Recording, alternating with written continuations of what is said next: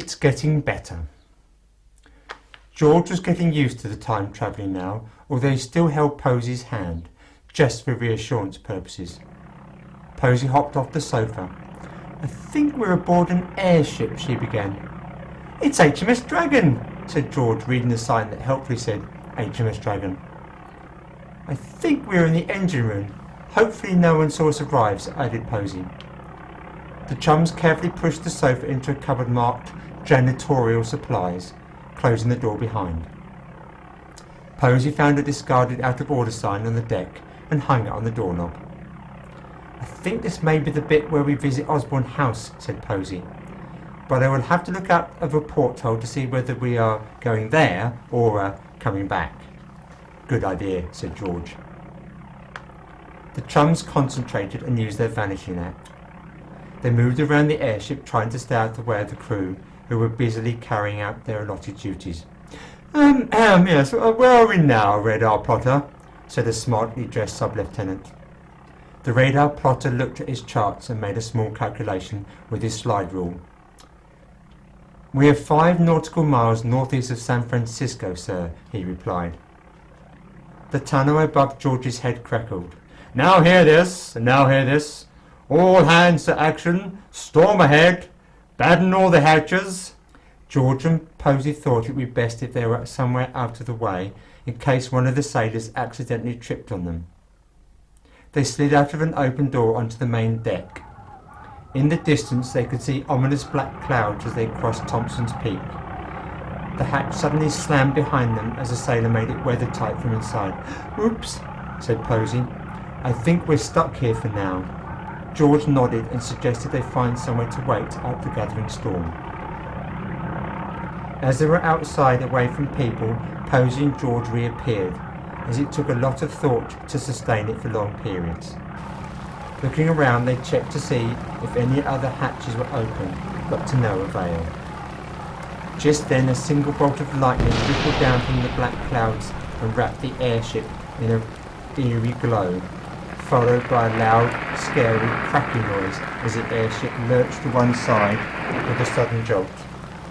Posy remembered the port near sail was broken off when this had happened previously, and readied herself and George to duck back into when her earlier self opened the weather hatch to fix it.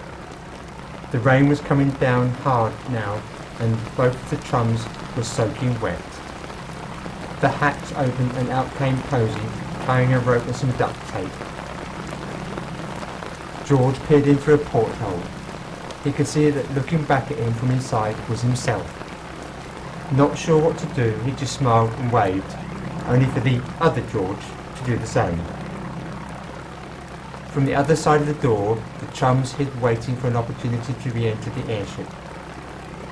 Quick as a flash, they sneaked back in before the sailors that were helping Posy fix the sail noticed them. Once inside, the chums thought it best if they left. "Ooh, hello, George. I thought you were in your room."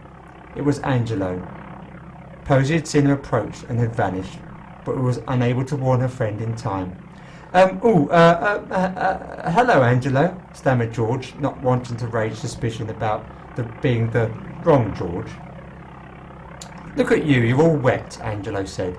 "Mum will be very upset with you if you catch a cold before the big performance for the Queen." George blushed as his brother handed him a big fluffy towel. "Thank you," said George as Angelo went outside to see if he could assist. Once he was gone, Posy reappeared at George's side. "Gosh, that was lucky," she said. Posy borrowed George's towel to dry herself off as they walked back towards the engine room. "I think that is quite enough excitement for one day," said Posy. George agreed, adding, "I wonder what the other George thought when he saw me waving at him." Posy just gave George a hug and giggled. "I think you already know, silly," she added. As the chums sat on the sofa in the closet, Posy asked George where he'd like to go next. He thought, how about we just go home? "I think that is a splendid idea," Posy replied, she said, dialing the recall button. Poing! Went a noise as they vanished. "Oh dear. That didn't sound so good, said Posy. As the Chesterfield swirled and swooshed through the time vortex, Posy wondered if she could fix whatever it had gone boing, hoping that her daddy remembered to pack a set of tools to do so. Glancing over the back of the sofa, Posy could see wispy blue smoke drifting off into the void. Hold tight, George. I think we're going to have to make an emergency landing, said Posy. George tightened his safety belt as the sofa bucked and looped like a very angry rodeo horse. Clump! Went the sofa as it emerged from the time stream. Stay there, George, whilst I look under the hood, said Posy, clambering over the sofa. George sat patiently on the sofa as Posy clunked and fettled the time circuits behind him. Looking around where they had landed, it all felt different to him somehow. His attention was distracted when the large shape came into view. Posy, Posy, he said, tugging at her t-shirt. Posy, he added more urgently. What? Came the reply. I think there is something you need to see, he said. Hello, said the shape. Turning around to see what George was on about, Posy could see that they weren't back in Hanny Grove. Began Posy. Hello? I'm Posy, and this is George. George wasn't sure what to say, so he just waved shyly at the shape. Are you... Sorry, how shall I do this, said the shape. Are you, by any chance, Ghost Bears? Posy and George nodded. Plucking up some courage, Posy spoke. Yes, we are, and may I inquire as to who you are, please? She asked politely of the shape. Oh, yes. Sorry, how rude of me. Let me introduce myself properly.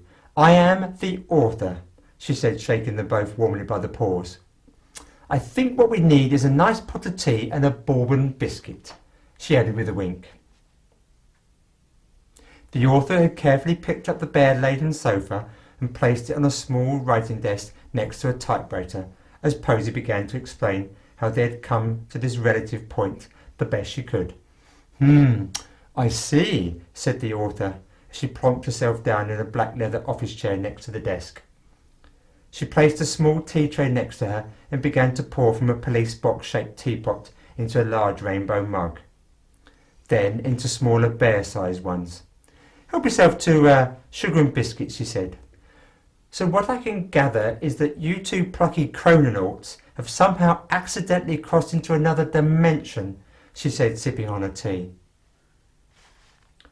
George felt a little more relaxed as he sat next to Posy on the sofa as he dunked a bourbon biscuit into his tea, munching it loudly. Well, you're more than welcome to stay here as long as you wish with my wife and I, whilst you try and fix the time machine, said the author. Posy thanked her and said that she may be able to repair the time circuits if she could find the right parts. I may have a box or two of bric-a-brac that you're welcome to look through. I seem to recall that there are plenty of odds and sods, including many cogged gears, etc. in one of them, the author said helpfully. I would wager that you've also had many other great adventures with Posy then, the author inquired of George. He slurped his tea, plucking up the courage to speak. Oh gosh, he said. Yes, we have. There were pirates, squirrels, and Martians, and yes, there was the Queen and all sorts of splendid things too, he blurted. That all sounds wonderful, said the author. Would you mind if I write this all down in a storybook, as I'm certain other people would love to read of your exploits, she asked.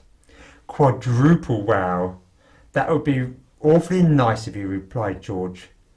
Posy is really, really good at drawing too. If you would like some pictures to go with the words, said George. That all sounds spiffing, as I'm not very good at illustrations, said the author. Now, where to start, said the author as she rolled a clean sheet of paper into a typewriter. You could start at the very beginning, suggested Posy. It's a very good place to start, added George. So it is, little bear, so it is, she concluded.